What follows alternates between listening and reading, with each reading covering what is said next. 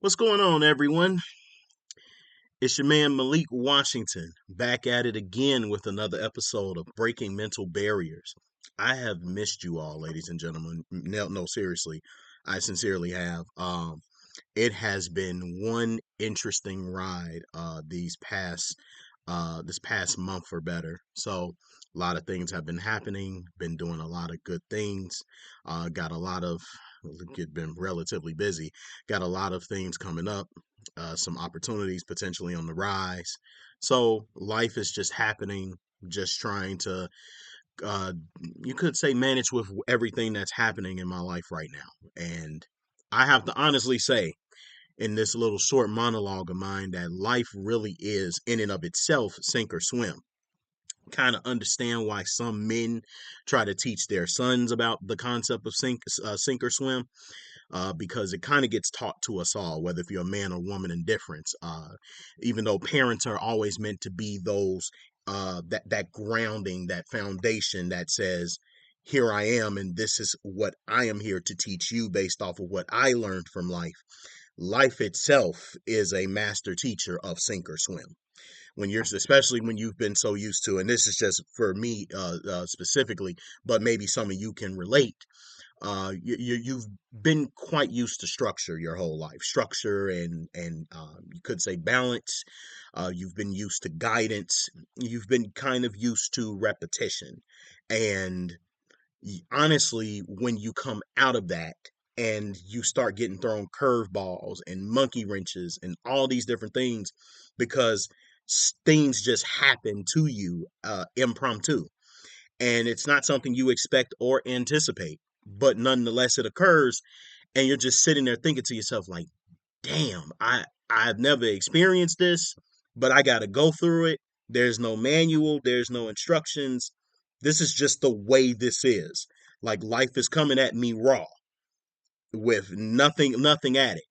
I'm coming at you with these haymakers. What you gonna do? You gonna duck?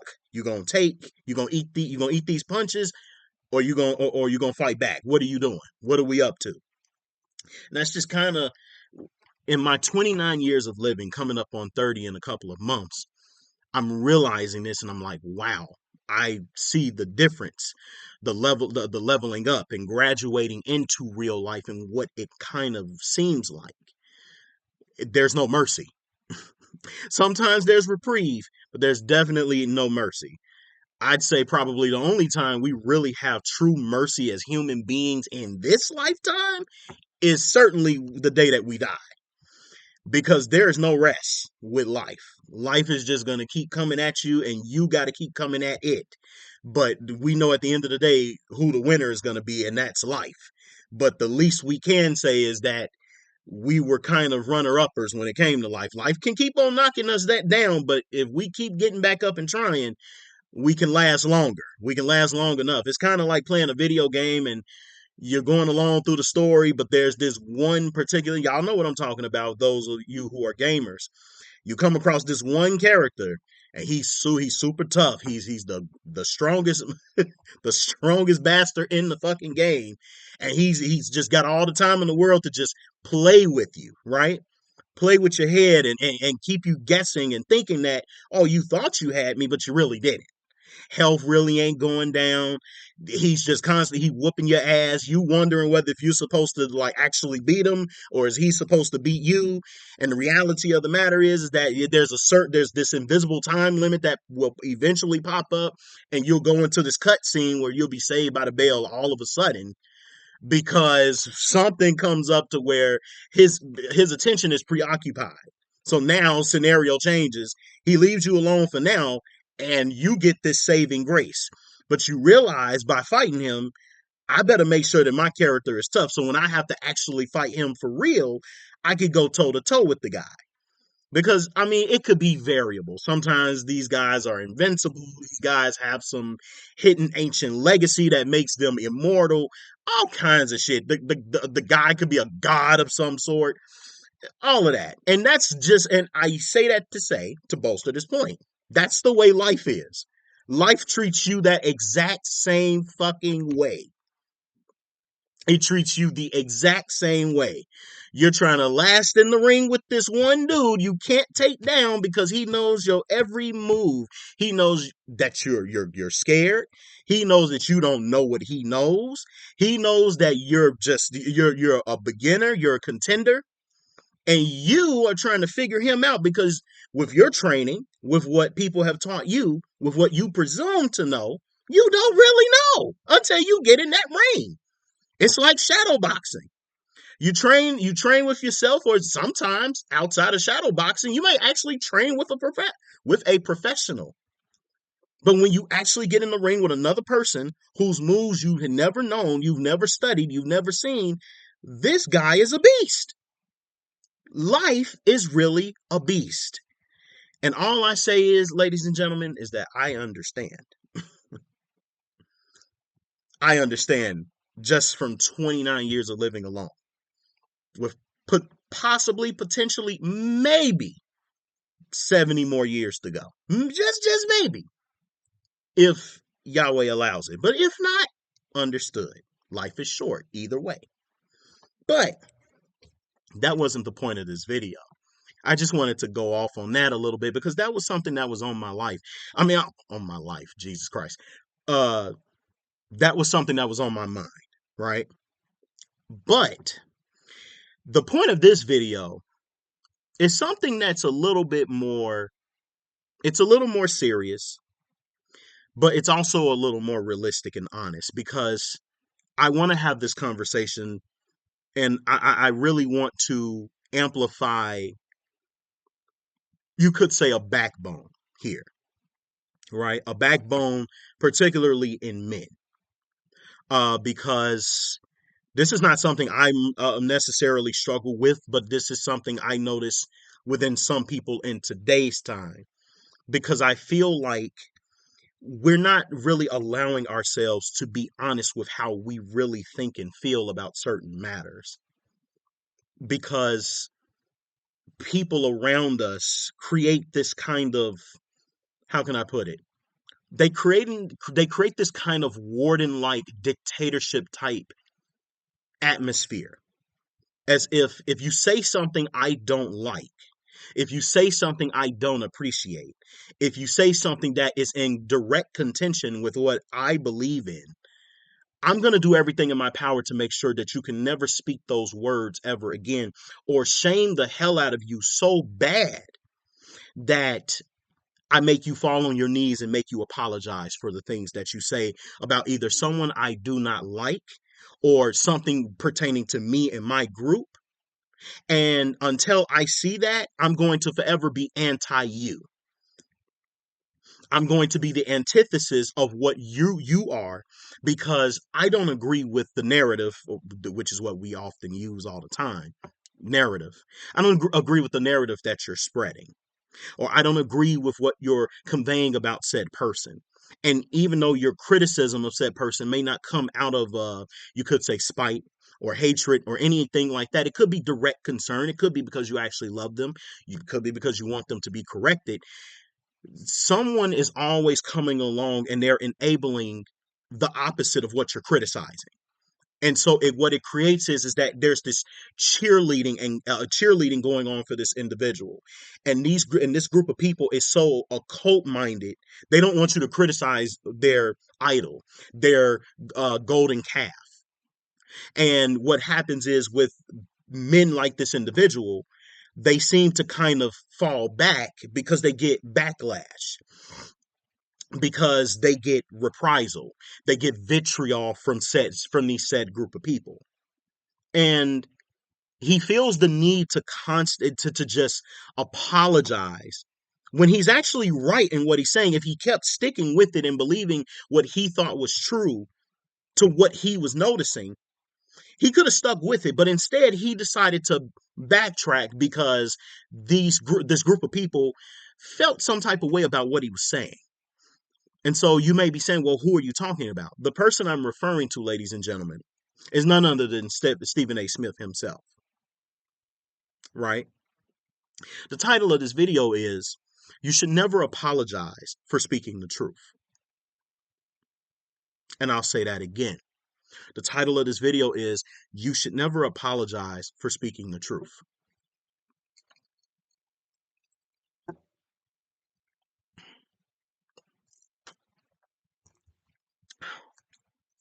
And so, and yes, I am having myself a drink because I am unwinding and enjoying myself and enjoying life, just basically relaxing and having a good time.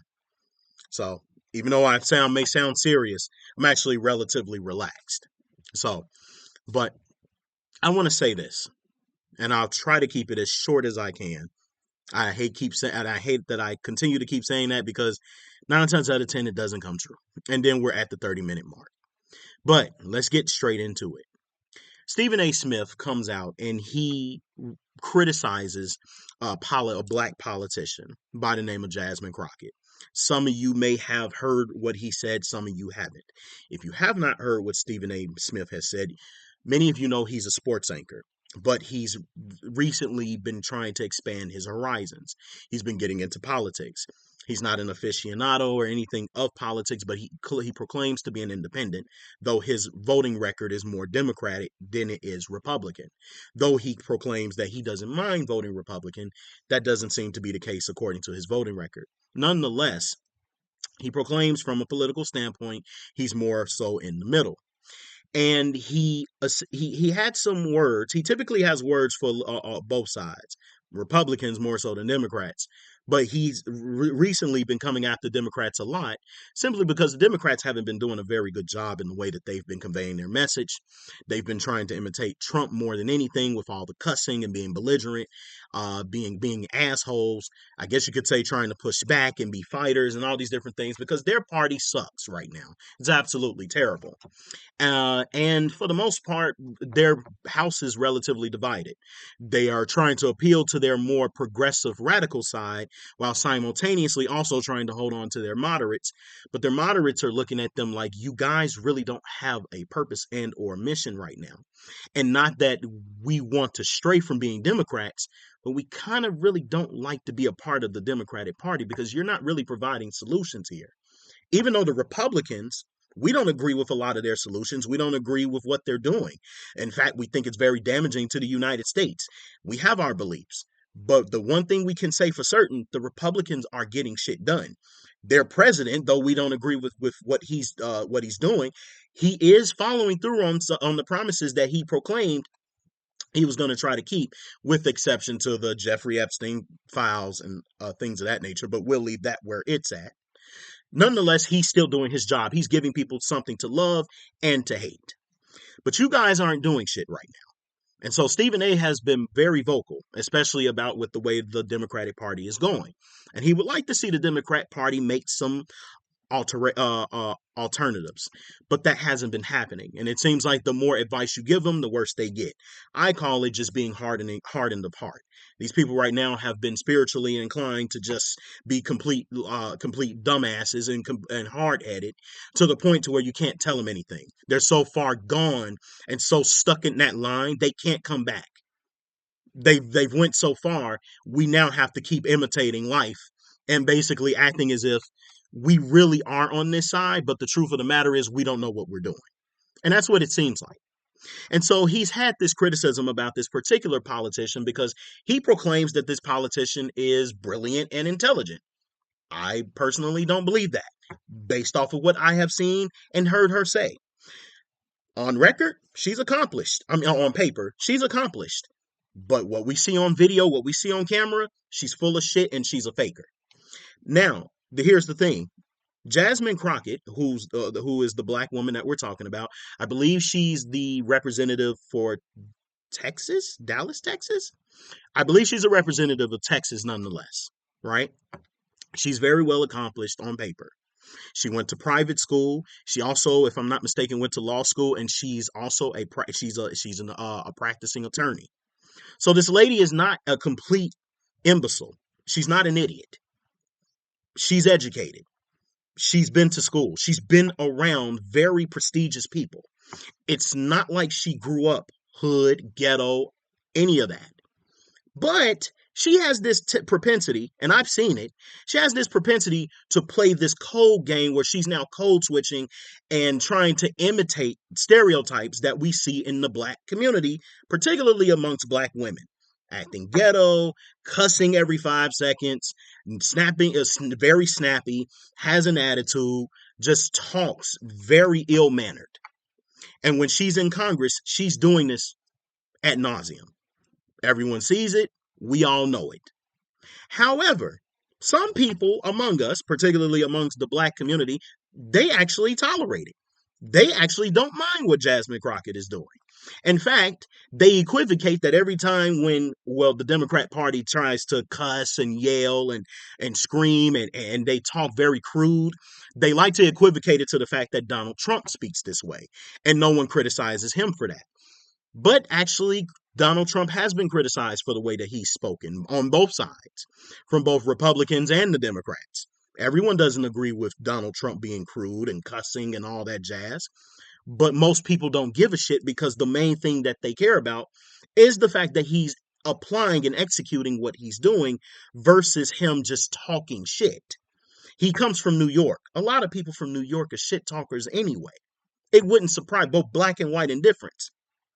It would not surprise me if he picked up that same demeanor while also having lived there himself. Now, this is not giving him any excuse. Could he come across a lot more differently? Could his delivery be a hell of a lot better for those of you that love delivery so much? Absolutely. Two things can be true at once. He could definitely be different. He could definitely speak, his tone could be different. But do we ask the same of everyone that comes into politics to be decent, to be kind, to be compassionate, to be less crude, to be all these different things? Or do we only want it to happen for those who we don't like? And I dare to ask this question, especially for those who protest against Donald Trump and they're into this No Kings protest shit, right? And some of you who are my friends, some of y'all agree with it too. I've seen it, but I don't say much because again, it's your right, it's your belief. If that's how you feel, that's how you feel. I can't take that away from you. But what I can certainly say is, do you just feel that way specifically about him, or do you feel that way about everyone? I'll leave that for you to ponder. But back to Stephen A. Stephen A criticizes Jasmine Crockett. Jasmine Crockett apparently has been 10 toes down about standing against Trump, about being politically different and nuanced in the way that she speaks compared to everyone else because she feels the need to try to act like this typical stereotypical black woman. And Stephen A. Smith is basically saying, I don't need Jasmine Crockett to be sister girl right now. I don't need her to try to appeal to just one particular audience. I need her to appeal to her constituents. And I'm only summarizing because I've heard what Stephen A. said from the time he criticized to the time he ended up apologizing. But essentially, what he was suggesting, not forcing, not cajoling, or anything of that nature, what he was just simply saying is, Jasmine, you need to tone this down because you are a state representative. You are in the Senate. You have some degree of power. You may not be a president, but you are representing a body of people. And it's not just black people, even though black people did vote for you. Both black and white voted for you. And if you have this body of people, even though you don't have all the power that you would like to acquire, stay true to form and play your part in attempting to get whatever it is you need from and for your constituents while you're in there. Work with these people until you can get what you want. Don't let go. Don't be the enemy just yet. Play the game. That's all Stephen A. was saying. Play the game. But what ends up happening? Mainstream black community pours in. Here it comes. Stephen A. is a coon. Stephen A. is a sellout. Stephen A. is trying to make the sister look bad. See, Stephen A. has this large platform, and now he's trying to tear a sister down. He's not trying to lift her up when we're trying to deal with a tyrant. He's not going after Donald Trump.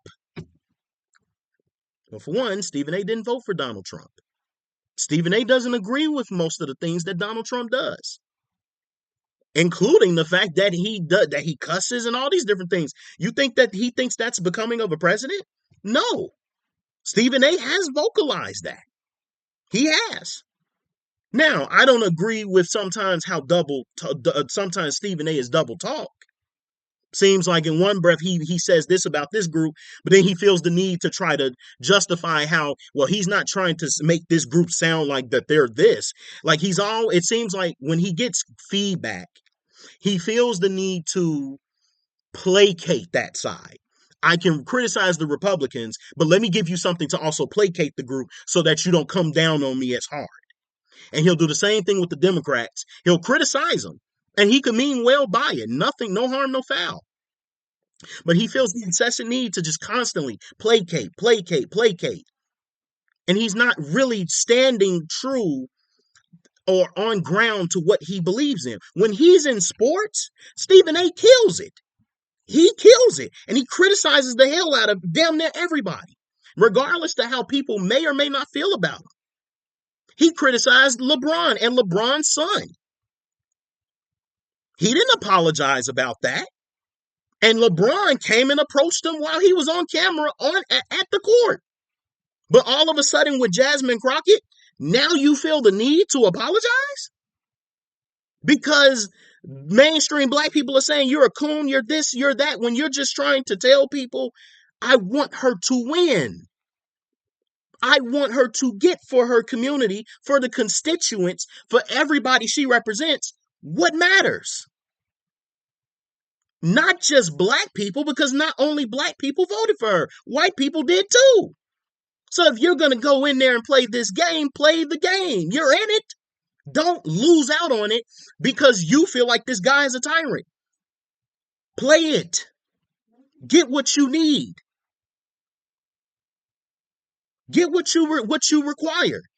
All of y'all have to do it. You've been doing it for years since the dawn of this country. All of a sudden you can't do it now because a black woman is involved? Because a black woman wants to do it her own way and it's not working in her favor? And she's playing a facade, pretending to be someone she never was? And you need to apologize for simply calling out.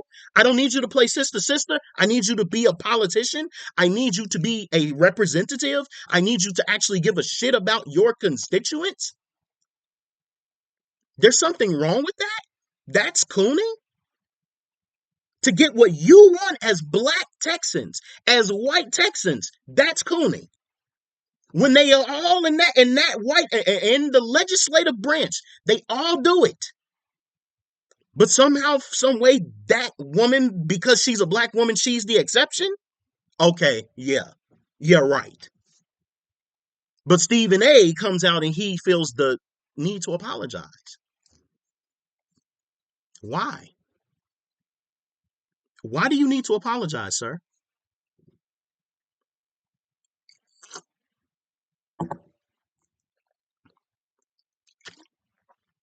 Why do you need to do that? Apologize for what? For telling the truth?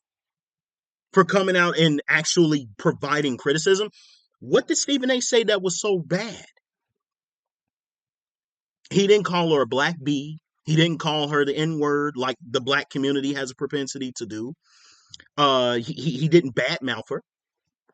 He gave her a criticism because he genuinely cared for her. And from a biblical standpoint, because I am a biblical man, and I have to always reference the Bible. Sorry, not sorry for those of you that don't like it, but hey, that's you. Go on and listen to someone else. He that loves, he corrects.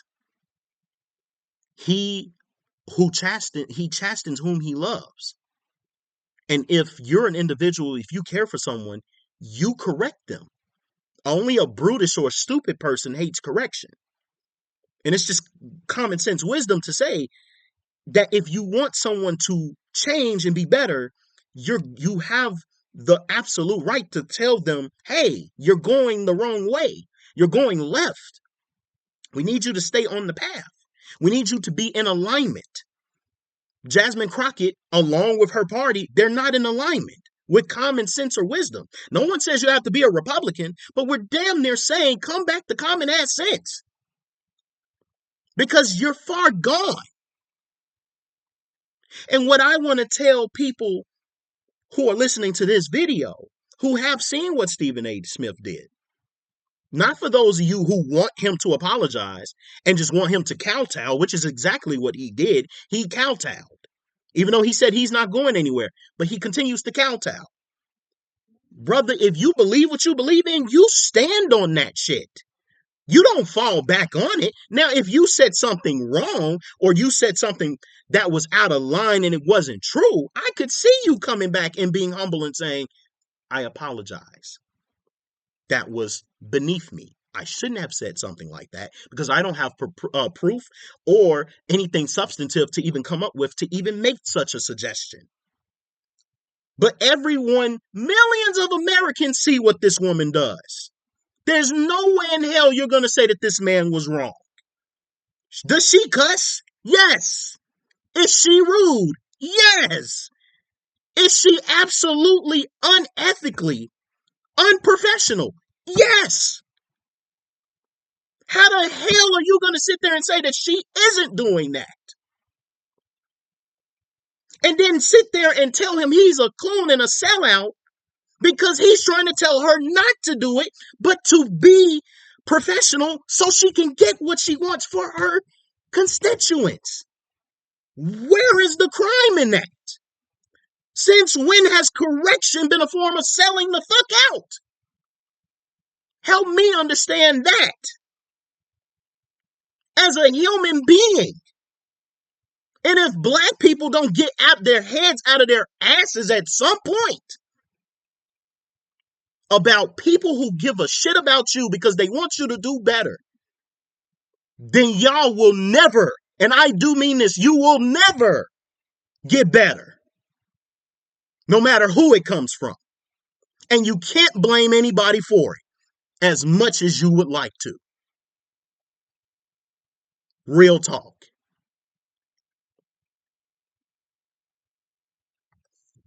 Absolutely disgusting. And y'all do this all the time. This is exactly why you will not win. You will continue to fail. If you keep basking in dysfunction, if you keep asking for idiots to lead you and not people with common sense or some degree of wisdom. You don't have to agree with 100% of what somebody says, but God damn it, if they're telling you go the other way because this is not working, you need to pay attention to that and go this way so that you can come out a little bit better than this ignorant ass path that you keep on walking down, because it doesn't make any of you who support her look good. It doesn't. Tell me what any of that has done for any of you, especially for those of you that are listening to this that live in Texas. Tell me. If it works for you, great. Hey, you get no argument from me.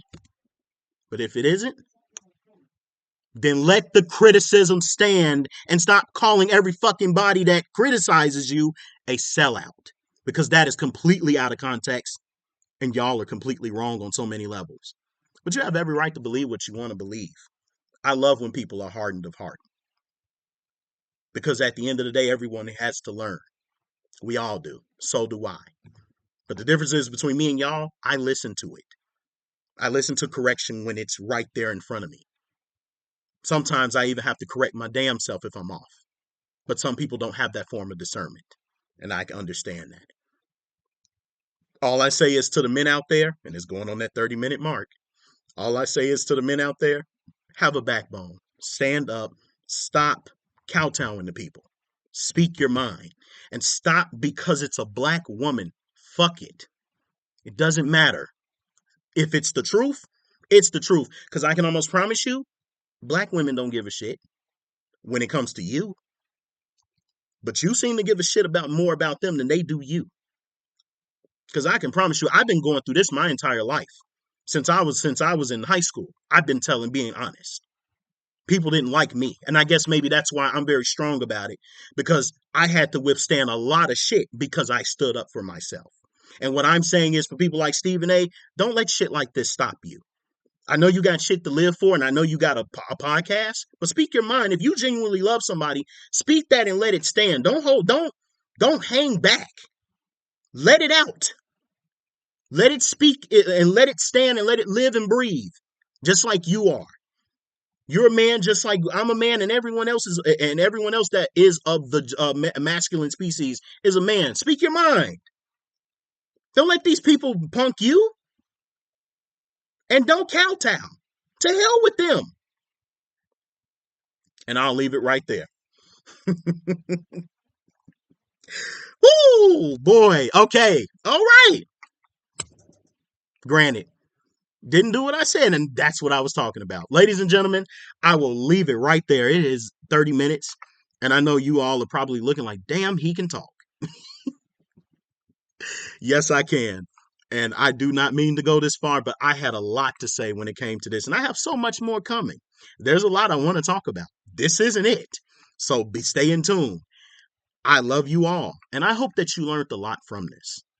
I really do. I hope that it brought you some insight. I know I came off very strong and I came off very passionate, but understand this is coming from the soul to say that I care and I give a shit enough to say it doesn't matter if you're a man or a woman. Be true to form.